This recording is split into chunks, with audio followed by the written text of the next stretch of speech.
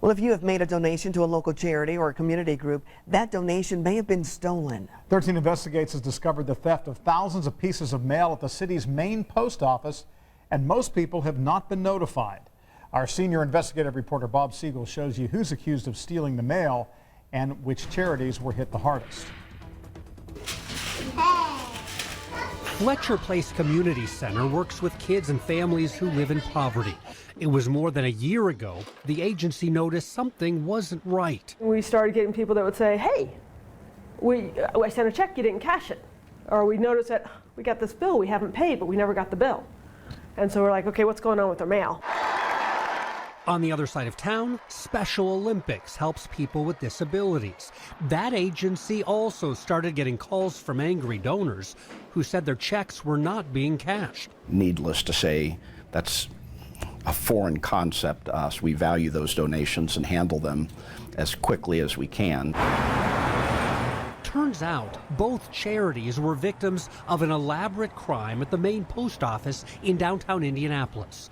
Federal investigators set up cameras inside the post office, and they say this man, 35-year-old Brian Fisher, was caught on camera stealing mail right out of post office boxes.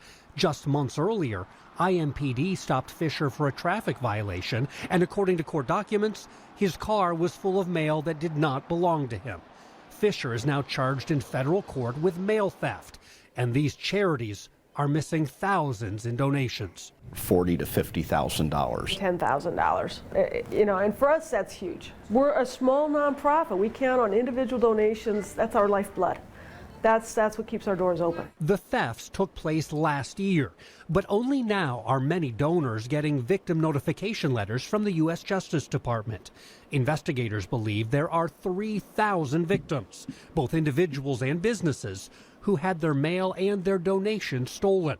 And the charities, they can't do much about it. Literally, there are people who sent checks to us and we have no idea who they were because they were diverted. Prosecutors have not yet said how they think Fisher was able to get into the locked post office boxes.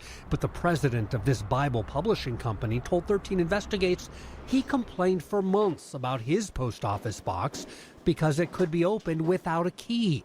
He said the U.S. Postal Service ignored the complaints, even after police arrested Fisher for allegedly breaking into the company's P.O. box. I think it's a real shame if your capital city main post office, you can't count on your mail being in your post office box.